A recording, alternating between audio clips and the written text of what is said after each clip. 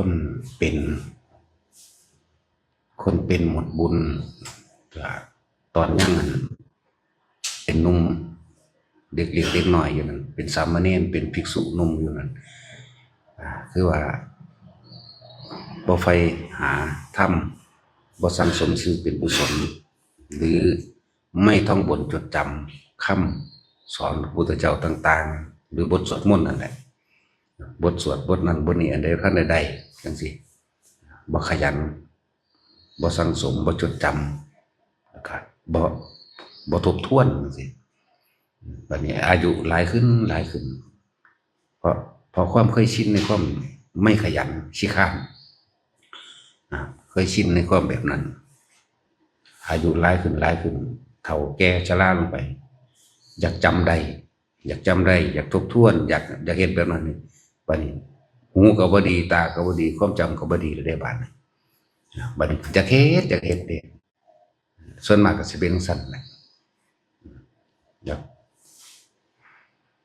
บัดนี้คนเป็นเบิดบุญหรือเศรษฐีเป็นคนที่เคยมีเงินกิจการรุ่งเรืองที่บ่สั่งสมธรรมที่บ่ฟังธรรมสิบ่ใครควรไตร่ตรองในสิ่งที่มันเป็นกุศลบัดนี้ว่าคนเป็นประเภทฆราวาสเบิดบุญคนเป็นเบิดบุญแบบเศรษฐีเบิดบุญพวกนี้ตอนที่มีเงินอยู่นั่นแหละก็เพลินกับการหาอยู่หาเล่นหากินแบบเมามั่นอยู่กับการขับร้องเพลงเที่ยวโน่นเที่ยวนี่ตามสถานที่ท่องเที่ยวต่างๆหาเล่นคาราโอเกะไปบอกได้มีความยินดีพอใจในการที่ฟังธรรมเลยแล้วก็เห็นคนที่เข้าวัดฟังธรรมปฏิบัติธรรมกลายเป็นคนคล้ำคลึล้าสมัยบ่เจริญแล้วก็แถมซ้ำก็สิดูถูกหมู่พระผู้เพิ่นฝึกหัดปฏิบัติเพิ่นสอนให้ปล่อยให้ว่างหรือสอนให้ท่านก็ว่าเป็นคนที่สอนให้หยุดอยู่กับที่สอนบ่สินั่นแหละทีนี้โดยอกุศลกรรมทั้งหลายเหล่านั้นเมื่อมันตามท่านหนึ่งตัวเองบ่สั่งสมท่านการช่วยเหลือบุคคลผู้อื่นหนึ่งแล้วก็บ่สั่งสมปัญญาคือการได้ฟังธรรมนี่ได้จังเกิดปัญญาได้การได้ยินได้ฟังธรรมนั่นแหละมันเกิดปัญญาสุดท้ายแล้วก็ความเมาความเพลินในการละเล่นท่องเที่ยวเล่นไปต่างๆเวลาเกิดเหตุการณ์ประสบทุกข์เป็นอันมากเวลาเกิดเหตุการณ์แบบเวรกรรมเอาคืนเวรกรรมตามท่านพวกนี้โวยวายฟูมไฟโทษพุ่นโทษพี่เด้มันสิมาในรูปแบบของลูกรูปแบบของหลานรูปแบบของญาติสายโลหิตเนี่ยเอากันเองแหละบ่มีปัญญาทางแก้ออกเลยเรียกว่าบาปอกุศลมันตามท่านมันก็มาในความคิดของพวกเจ้าเองหมายถึงบ่สั่งสมธรรมะไว้เป็นเครื่องติดต่อต้านไว้เป็นเครื่องที่แก้หาทางออกพอแต่มันเกิดเหตุการณ์ประสบลักษณะแบบนั้นแล้วบางคนรู้ว่าจะไปเรียนหรือว่าไปทำกิจการใดหนึ่งโกหกหลอกลวงแต่ว่าผู้เป็นพ่อเป็นแม่ตายใจลูกมันสิว่าลงทุนเท่านั้นล้านลงทุนเท่านี้ล้านเอานั่นเอานี่ตั้งแต่ไปติดการพนันออนไลน์มั่งติดการพนันบ่ไล่มั่งหรือติดยามั่งส่องสุมสิ่งที่เป็นผิดกฎหมายพวกนี้ลักษณะนั้นประเด็นมันสิจำย่อมเลยเวลาเหตุการณ์มาขับคันตัวจำย่อมต้องเสียเงินให้เขาจำย่อมต้องถูกจับจำย่อมต้องเอาบ้านและที่ดินไปจำนองเรื่องว่าเศรษฐีที่บ่ให้ท่านช่วยเหลือการกุศลต่างๆบ่สั่งสมซึ่งกุศลธรรมบ่ฟังธรรมบ่ปฏิบัติธรรมแม้การช่วยเหลือผู้อื่นก็มีแต่ความหวังสิ่งตอบแทนเรื่องว่าเศรษฐีหรือคนเป็นหมดบุญกิจการงานค้าขายต่างๆแบบล่มเหลวล่มละลายนั่นแหละมันสิละลายไปน้ำกันไปยืมเงินใช้ก็บ่ค่อยได้เด้บัดนี้อยากว่าล่ะไปยืมเงินใช้ก็บ่ได้เบิดความน่าเชื่อถือมันสิมาในรูปแบบ ลูกหลานเจ้าของเองมาในรูปแบบญาติพี่น้องสายเลือดเจ้าของเองมันจะมีคำเบาคำบานั้นในนี่เพื่อให้เกิดความเห็นใจก็ได้ให้พี่น้องพอซอยเลือกกันซอยไผบัดก็ว่าลูกถ้าสำหรับลูกก็เลยกืนบ่ได้ค่ายบ่ออกที่นั่นนี่ก็ว่าไปนั่นแหละเขาเอิ้นคนเป็นเบิดบุญกิจการงานอีหยังเป็นติดต่อทางใดเขาก็บ่ให้ความเสื่อเคยอีกแล้วไปยืมเงินทางใดเขาก็เบิ่งเครดิตแล้วครับยืมบ่ได้แล้วบ่ให้แล้วบัดเป็นไปจังซั่นเด้นั่นแหละจังทีนี้สิมาโทษมาโวยวายฟุ่มไฟอีหยังในเมื่อตัวเองบ่สั่งสมของตัวเองบ่สั่งสมสติปัญญาของตัวเองคือการฟังธรรมนี่เด้คนที่เกิดสติปัญญาได้มีแต่การฟังธรรมของที่หมู่อริยสงฆ์องค์เจ้าจดจำมาจากพระพุทธเจ้าเท่านั้นเองส่วนปัญญาทางโลกมันบ่แม่นปัญญาเด้มันเป็นตัณหามันเป็นความอยากมันอุปทานมันเป็นการสอนให้ชิงดีชิงเด่นแข่งแย่งแข่งขันเอาเปรียบชนะเด้ทางโลกเป็นสั่นเด้เนี่ยมันจึงสอนให้ออกจากทุกข์บ่ได้แต่ทางโลกนะมีธรรมะของพุทธเจ้าเท่านั้นสอนออกจากทุกข์ได้แก้ปัญหาเหตุการณ์ต่างๆได้นั่นแหละคือว่าสิไปโทษไผบัดนี้สิคิดได้เมื่อสายไปแล้วได้บัดนี้อยากทำบุญแต่บ่มีเงินปัญญามันเกิดแต่ว่าทุนมันหายอย่างว่าล่ะจะเฮ็ดนั่นเฮ็ดนี่นั่นแต่ก่อนก็ว่าทำอยู่ดอกแต่ว่าบ่แม่นทำบุญเรียกว่าทำสิ่งหนึ่งเพื่อแลกอีกสิ่งหนึ่งทำบุญแลกของทำทานเพิ่มทุกข์ทำอย่างผีทำอย่างเปรตทำอย่างบริจาคเมืองพ่อแล่นไปเพื่อหยังเสริมดวงชะตาไปต่อคิวต่อหยังไปสะเดาะเคราะห์ไปหลอดนั่นหลอดนี่สร้างนั่นสร้างนี่แม้กระทั่งว่าถ้าสีบานก็เฮ็ดให้ด้วยได้สะเดาะเคราะห์ได้คือเรื่องพญาค้อนอุดมทรัพย์นั่นแหละมันสิเป็นพ่วงกันได้บัดนี้พี่กับน้องพ่วงกันเด้นั่นแหละความเพลิดความเพลินความเมาตะกี้โอ้ยอยู่กินหรูหรานะอยู่กินแบบหรูหรา อาหารคาบละหลายพันเด้คาบเดียวเด้นี่คาบละทั้งสั้นแล้วกาแฟต้องแก้วละ80หรือ110 บาทพวกเขาซื้อได้เป็นถุงกินได้เป็น15 มื้อหรือเป็นเดือนพุ่นบุ๊นั่นแล้วจังว่าเอิ้นว่าคนเป็นเบิดบุญเป็นแบบนั้นมันเบิดบ่มีความสงบเลยตอนที่มันมีบุญตอนที่มันล่าเริงสดใสตอนที่มันหาเงินได้อยู่นั่นมันสิบ่คิดพอได้แนวจังซี่สิบ่คิดถึงธรรมสิบ่คิดถึงแนวนี้ตอนนั้นตอนที่มันได้ดังใจไปค้าขายหมดเลยก็ได้เอาได้ดังใจเพลินไปบัดนี้เวลาใส่เงินกันบ่ได้คิดเด้ว่าใส่ไปแบบใดผิดหรือถูกเป็นไปตามความจริงเป็นไปตามสัมมาทิฏฐิบ่มันนี่เวลาใส่เงินใส่ไปเพลินไปบัดกลับมาเวลาอกุศลกรรมมันให้ผลนี่ดีที่ไปโทษไผละบาดนี่ไว้ฟุ่มไฟกับไผละบาดสิไปเรียกร้องสิ่งทั้งหลายเหล่านั้นขึ้นจากไผล่ะว่าตัวเองบ่หาเครื่องป้องกันตนเองหรือว่ากำลังแรงกายมันก็เบิดลงคือกันเด้เฒ่าแก่ชราลงมาเรื่อยได้บาดนี่ไปยากก็มายากโรคภัยก็เบียดเบียนอีกเด้บ่แม่นธรรมดาเด้คนนั่นแหละ มันสิไปโทษไผสิไปโวยวายกับไผหลายๆคนที่ประสบปัญหาแบบนี้เยอะแยะบ่มีทางออกเพราะว่าตัวเองบ่สร้างคนถือบุญถือกุศลมาเกิดด้วยกันทั้งนั้นแต่ว่าบ่ส่งเสริมบ่ต่อเติมแห่งตนอกุศลเมื่อตามท่านแล้วก็เมื่ออกุศลตามท่านตามถึงต้องจำย่อมต้องรับสารภาพหลีกหนีบ่ได้ของพวกนี้ถ้าเขาเป็นคนเข้าวัดฟังธรรมเขาเป็นคนเข้าสู่สายหมายถึงกรรมฐานหรือวิปัสสนาหรือสอนอริยสัจสี่ปฏิจจสมุปบาทเขาสิบ่เป็นแบบนั้นเด้เขาสิบ่เสื่อมลงเขาสิบ่ชิบหายนะเฮ็ดไปเฮ็ดมาธรรมดาเด้บ่มีฮอดแผ่นดินสิอยู่พุ่นเด้ มันเป็นเรื่องเล่นๆได้เรื่องแนวนี้บาดนี้คันเรื่องว่าคนรวยเบิดบุญทั้งที่เป็นแต่ว่าแต่คนจนเขาก็สั่งสมการให้ทานรักษาศีลมาภาวนาสวดมนต์นั่นนี่ช่วยเหลือกิจการงานเกี่ยวกับสิ่งที่เป็นสาธารณกุศลซอยวัดซอยว่าเฮ็ดถนนหนทางคนจนคนพวกนี้เกิดกลายเป็นคนเป็นแต่ว่ามีบุญอยากว่าชีวิตของเขาพบต่อความสุขก็ความสงบเย็นเพิ่มขึ้นแต่ว่าคนเศรษฐีคนร่ำรวยแล้วนั้นเกิดกลายเป็นราคนเป็นหมดบุญบ่มีความสงบภายในใจมีแต่ความว้าวุ่นมีแต่ความกังวลมีแต่ความเร่าร้อนมีแต่ทุกข์กับทุกข์เลยบัดนี้หังเฒ่าหังทุกข์เหมือนธรรมดาเด้ทุกข์ฮอดบ่มีหม้องสิอยู่พุ่นแต่ละมื้อแต่ละเว้นหนีมีหยังหนีจักสิไปอยู่ไดจักสิไปซ่อนตัวอยู่ไสคนผู้นั้นผู้นี้ก็ว่าไปแต่คนที่จนนี่ที่สร้างสม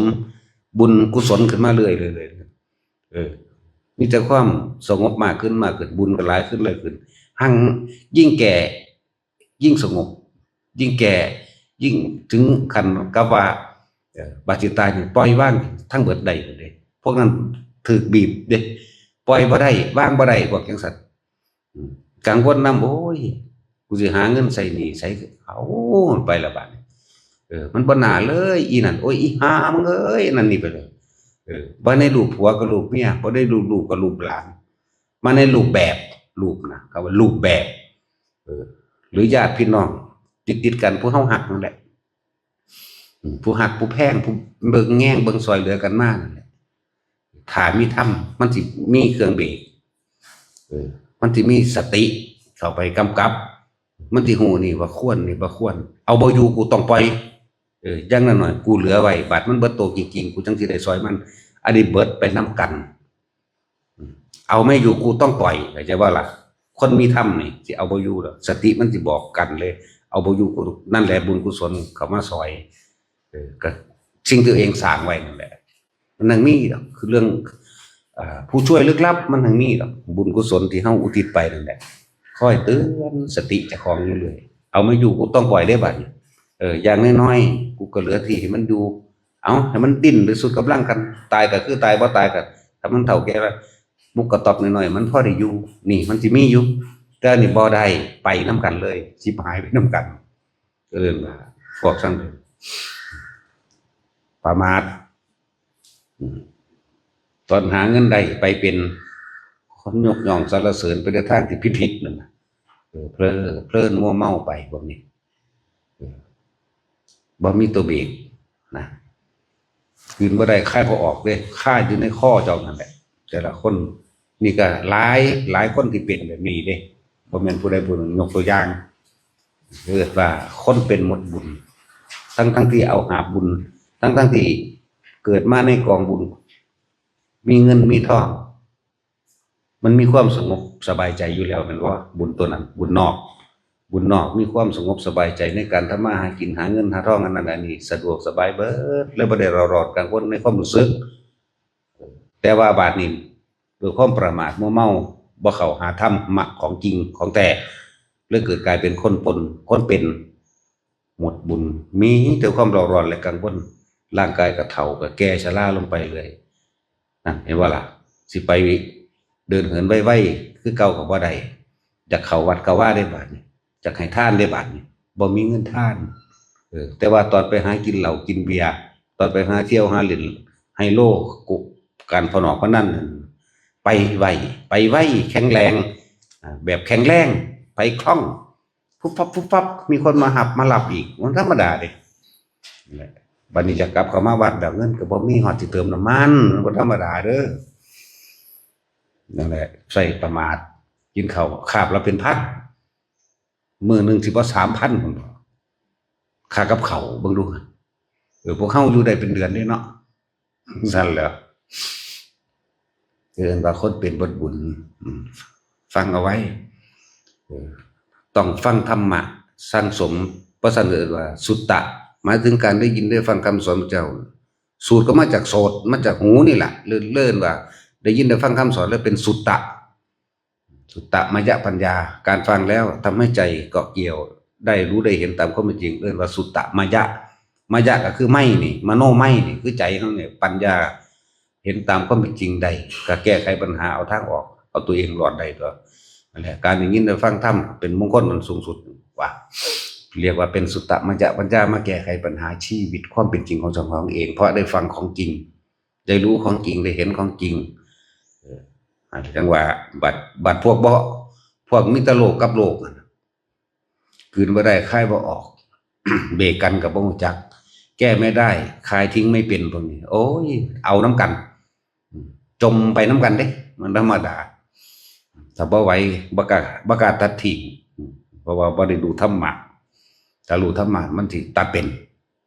จึงบอกว่าคือคนหนุ่มนี่ยังหนุ่มยังแน่นภิกษุสงฆ์เนรน้อยสามเณรภิกษุมื้อนี้ขยันในการทรงจำพระสูตรศึกษาพระวินัยศึกษาแล้วก็เดินจงกรมทำสมาธิไปเรื่อยๆยิ่งแก่ยิ่งมีบุญมากยิ่งมีกุศลมากยิ่งได้ถึงความสงบมากและถึงขั้นปล่อยวางได้เลยแบบว่ามาจากเหตุตอนแก่ตอนเฒ่าเด้ตอนนุ่มๆประมาทเพลิดเพลินหาเล่นเหมือนกับคนทางโลกหาเล่นไฮโลหาเล่นอหยังต่างๆที่บ่เจริญนั่นแหละเขาพับเขาบาร์หากินอหยังที่เขาย่องว่าอหยังคาวากาแฟกับกาแฟอหยังที่แพงๆอย่างคนย่องไปอวดว่าภิกษุหนุ่มสามเณรหน่อยเล่นโทรศัพท์เพลิดเพลินมัวเมากับสิ่งทั้งหลายเหล่านั้นเรียกว่าล่ะบัดเฒ่าบัดแก่มาแล้วจะไปจมไปว่าให้เขาบารมีธรรมมันแตกต่างอยู่เด้เงินบ่ปากบ่เว้าหยังก็สร้าง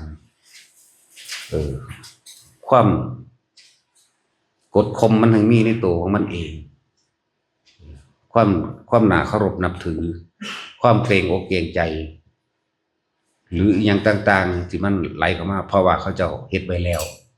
สั่งสมไว้แล้วตอนเป็นหนุ่มและจังบอกอันพวกเน้นหน่อยเน้นปุกมื้อนี้เฮ็ดโลดหลวงพ่อบอกหยังตัดหญ้าก็เฮ็ดไปอุปถากอุปถัมภ์หมู่ภิกษุทั้งหลายนี่แหละเป็นการสร้างสมบุญบารมีแห่งตนเมื่อถึงเวลาของเจ้าของแล้วทุกอย่างได้มาโดยง่ายโดยสะดวกทั้งที่ไม่อยากได้ตัวอย่างตัวเองก็เฮ็ดมาแล้วแต่เป็นเน้นหน่อยเก็บดอกไม้ให้พระบูชา30กว่าองค์บางปี90องค์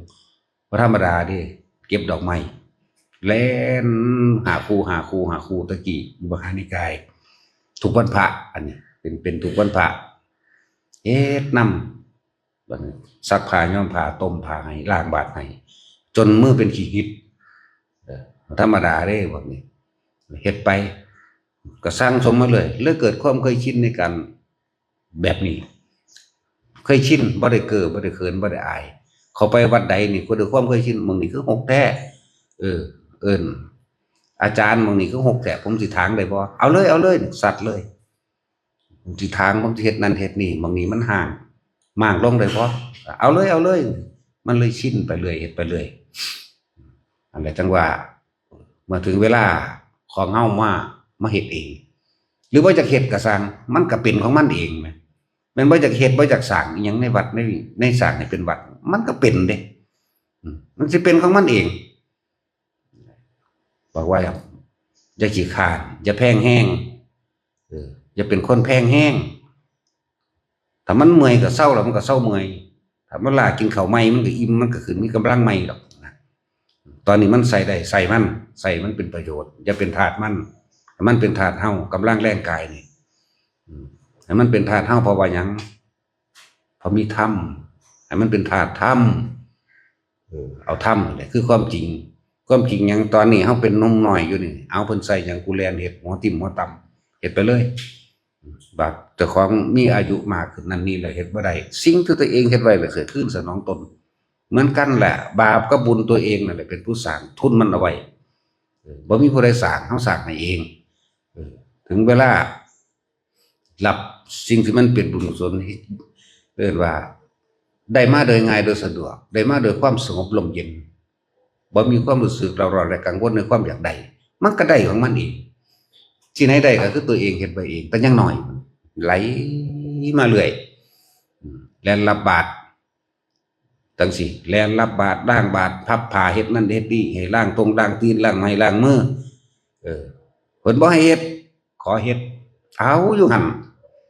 นั่นแหละเฮ็ดมาเรื่อยเฮ็ดมาเรื่อยจังซี่แหละจังว่ามันก็มีมาแบบนี้แหละเขาบ่ได้ไปเรียกร้องอิหยังให้มันมีมาหรอกมันทางมาของมันจังว่าขี้เกียจได้ดีมีที่ไหนบ่มีแต่ขยันเท่านั้นขยันเพียรพยายามอดทนคำบอกคำด่าจังซี่แหละมันถึงสิเป็นไปส่วนมากแต่ขี้เกียจเห็นแก่ตัวเห็นแก่เมาแก่เล่นเหมือนคนเศรษฐีเมามั่นในการละเล่นนั่นแหละว่าสุดท้ายเข้าแก่ชรามาเบิดปัญญาด้วยการแก้ไขตนเองแม้ดินก็สิบ่มีหม้องอยู่จังซั่นขี้เกียจได้ดีไม่มีเด้อขี้เกียจแล้วได้ดีไม่มีแต่ขยันเท่านั้นดียิ่งขยันซื่อสัตย์ประหยัดอดทนบ่พบคนพาลบ่เป็นพาลเสียเองนะจังว่ามูลเน้นสอนทุกนั่นแหละบัวเน้นบ่ว่าหยังล่ะพระบุญก็เอิ้นเน้นเบิดนั่นแหละหนุ่มๆอยู่นั่นน่ะเน้นหยังอีกเน้นต้นอยู่เลยเฮ็ดไปสุดท้ายแล้วก็เป็นของเฮาดอกทำสิ่งใดย่อมได้สิ่งนั้นเด้เป็นแบบนั้นผู้อื่นเฮ็ดให้เฮาบ่ได้ดอกแต่เฮาเฮ็ดเองทั้งเบิดนั่นแหละพอ